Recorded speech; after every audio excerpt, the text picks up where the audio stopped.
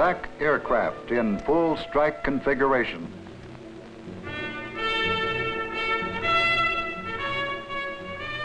Nearby, a crew sweating out an alert. Many of you have been here before on tours ranging from 1 day to a week. You'll be here again many times. You can think of better ways to spend your time, but you know by being here, you are helping to ensure the survival of the United States. You have been trained to launch in less than 15 minutes, a reaction time impossible 10 years ago. Another practice alert? You sincerely hope so.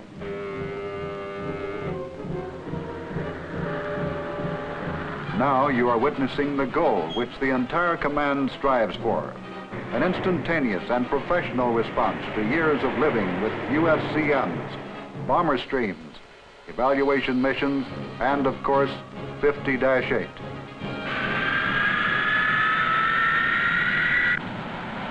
Apart from aircraft and crew, every successful EWO sortie depends on one thing, the Combat Mission Folder, or CMF. It is the key to any specific EWO objective. It tells you where you are going, a place perhaps you've never been before. It tells you how to get there, what your target looks like. This black bag and how its contents are obtained is the subject of this film.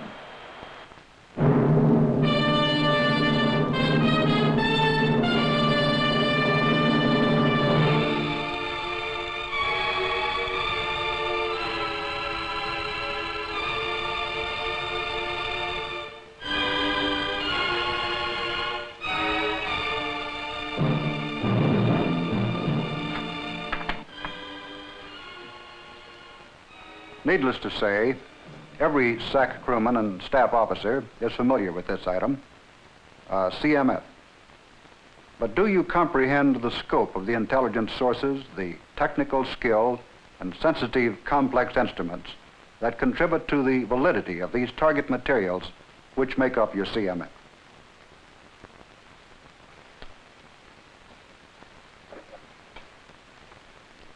The jet navigation chart that came off the press first in 1951.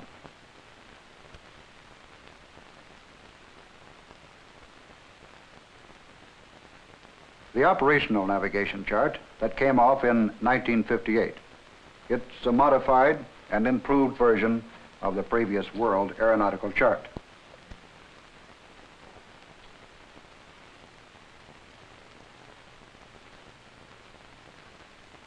In 1960, the JNCs were overprinted with secret data or top secret, depending on world location. With the expansion and flexibility of the newer EWO, it became necessary to produce coordinated target data to portray not only the priority areas, but the entire Sino-Soviet bloc. Now, just how is the information which goes into these maps and charts gathered and evaluated? Let's take a look at the three basic types of source material. The first is textual. All national intelligence agencies, including the Air Force Intelligence Center, along with the SAC intelligence staff, are continually sifting and revising intelligence data. All available photographic take is carefully screened to provide photo intelligence dealing with installations and airfields. Allied attaches during foreign assignments obtain overt data which are processed into specifics. Ringer reports, interrogation teams extract information from Iron Curtain defectors. Other sources, special reports from the Foreign Technological Division of the Air Technical Intelligence Center, foreign city engineering plans, evaluated overt material such as foreign guidebooks, tourist interviews, Central Intelligence Agency reports, and other foreign obtained information. The second source is cartographic. Here are a few of the charts available for research. Russian maps, Chinese maps, every kind of map. World War II maps, while outdated culturally, provide valuable information on topography, which is desirable to predict the low altitude profile. Other maps and charts are available from the Navy Hydrographic Office, the Army Map Service, the Coast and Geodetic Survey, the Aeronautical Chart and Information Center, and the National Geographic Society. Now, the third source, which confirms or belies the other two sources, the photographic source.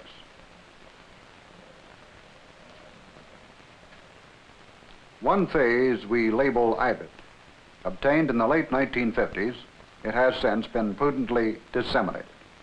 The Chinese nationalists have made a valiant effort in obtaining photography. Much of it reaches one of our film processing units only a few hours after it's taken.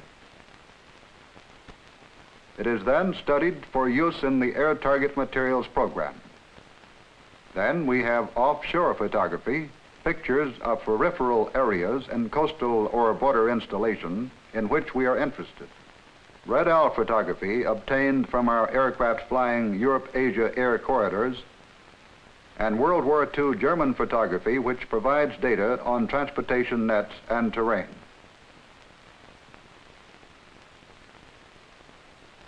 Photographs such as these are obtained from many sources, then used to make your target materials accurate.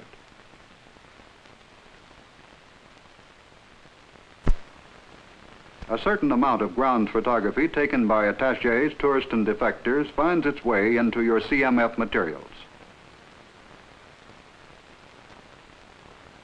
Now to the type of intelligence obtained from secret no-foreign IBID photography.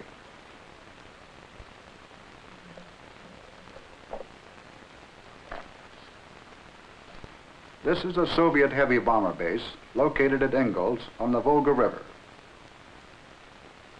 37 Bison bombers are on the station. This base is currently high on the SAC targeting list.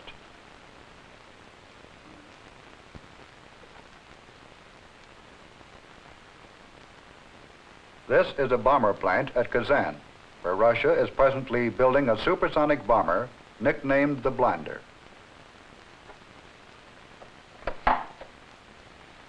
Here at Verkhney-Novinsky is a walled atomic energy complex 10 miles square. We estimate 10 power plants in the Ural region are required to furnish electrical power to this complex.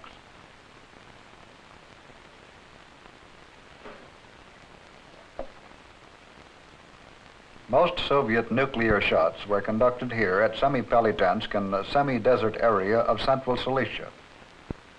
Note the two Badgers in the loading pit area.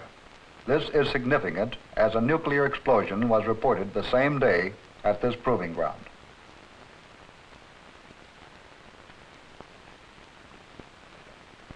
Here is Semipalatinsk in 1960, 2 years after the nuclear moratorium.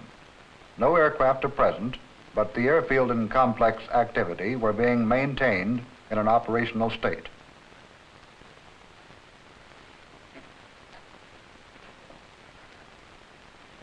Here is the headquarters control building at Orsk. It is the dark structure behind the C-shaped administration building. This heavily revetted, reinforced concrete building performs essentially the same function as one of our air defense sector control centers.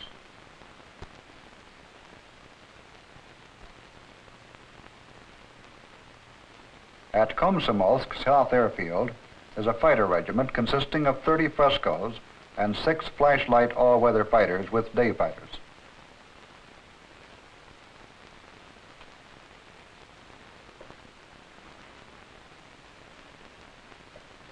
A surface-to-air missile site. A principal Soviet development has been the construction of SA-2 SAM sites. Numerous SAM-defended complexes have been detected. Here is an example of how such photography and intelligence is used in targeting.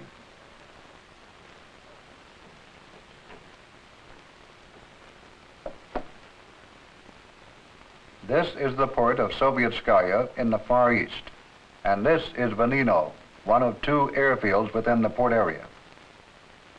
Before March 1958, when this photograph was taken, this airfield was a high priority target. The SAC Air Order of Battle was carrying a Badger medium bomber unit there, but a thorough study of this photo reflected no bombers on the field.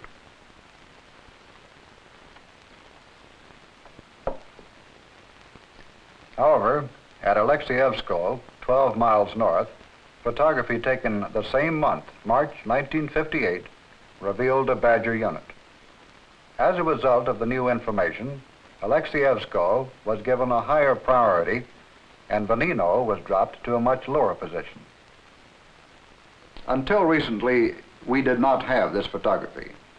However, the intelligence contained in it had been extracted and disseminated through target graphics, publications, and other intelligence media. An important step was to publish a defensive intelligence overprint to the Jets Navigation Chart Series. The JCS PSYOP charts are not only distributed to SAC, but throughout our entire United States forces. The overprint gives you the additional information needed to get you to and from an assigned target and to avoid enemy defenses.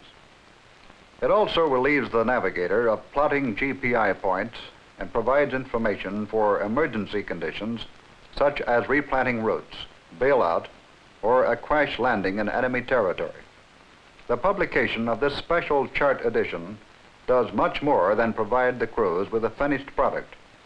It relieves planning staffs from the tedious task of compiling and analyzing basic intelligence data, saves thousands of man-hours in the application of the analyzed intelligence into graphic format, and it is thoroughly standardized to ensure that the entire command is EWO planning with the same common factors.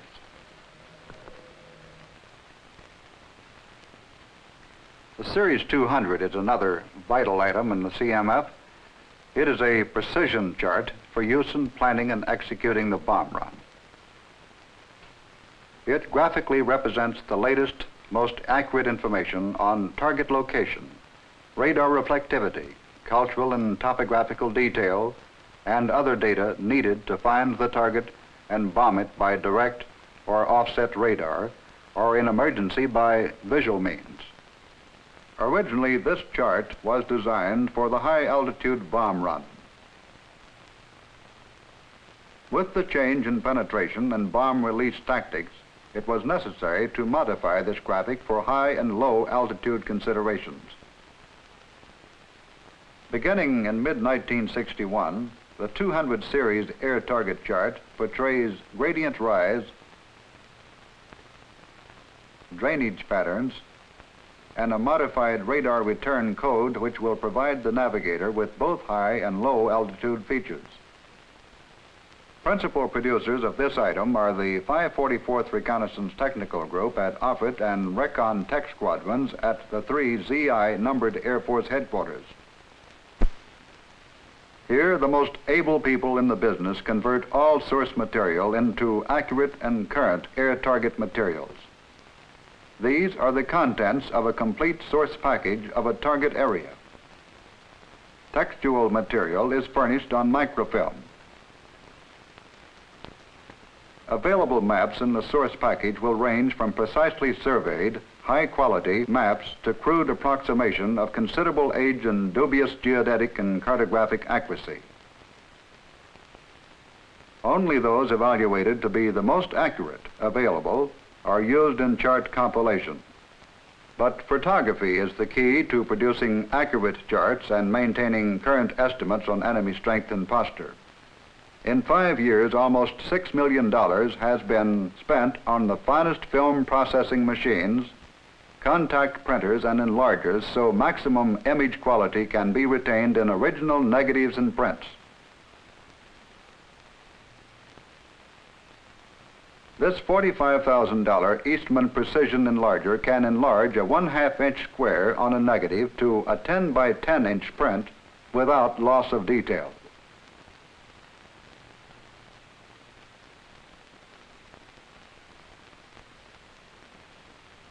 From it, a photo interpreter can identify and measure objects that are virtually invisible on the original negative. This Bausch & Lomb rectifier will remove geometric distortions in photos tilted as much as 78 degrees from the vertical. Here, a Nistri photostereograph converts ground dimensions and azimuth from aerial photos to measurements accurate to thousandths of a millimeter. The SAC intelligence staff operates a Recomp 2 and an AWAC computer to establish precise positions in unsurveyed areas from photogrammetric measurements. This Benson Lerner electroplotter plots the large number of geographic coordinates required in producing target intelligence and graphic materials. For example, the locations of radar sites on the JCS PSYOP charts were converted to a magnetic tape, which drove the plotter and produced overlays containing thousands of precisely geodetically located points for GPI and air-to-surface release points. Other special purpose equipment available for producing positional information and precise measurements include the Benson Lerner Giant Pygmy combination, a man comparator, and a Teleredex telecordex unit.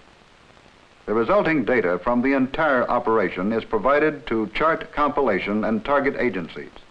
This is a 7090 computer. When speaking of the CMF, we refer to the manned bomber. However, the missile counterpart of the CMF is titled the Missile Target Trajectory Kit. This complicated piece of equipment provides the mathematical formulas that are subsequently added to the Missile Launch Officer's Target Trajectory Kit. This equipment is called the Finder. As you all know, the PSYOP chart portrays numerous symbols that signify specific types of radar equipment, such as early warning, acquisition, and ground control intercept. The Finder electronically processes taped radar emissions which are obtained by our allied ground and air peripheral operation posts. From these raw data, it provides such information as type of equipment, frequency, and approximate location. This room contains mini-card equipment, capable of photographing data at a 60-time reduction without loss of detail. The film on which data is stored can be filed or retrieved quickly. Here we maintain a complete file on all forms of intelligence. This library is constantly utilized in the analysis of the information released in volume or chart format. Well, that's it, gentlemen. We've shown you the many ways we obtain the intelligence which goes into your CMF. We've shown you how it's analyzed and evaluated, and how it's transposed into accurate target and navigation materials. We will continue to improve it and keep it up to date. Use it with confidence. It won't let you down.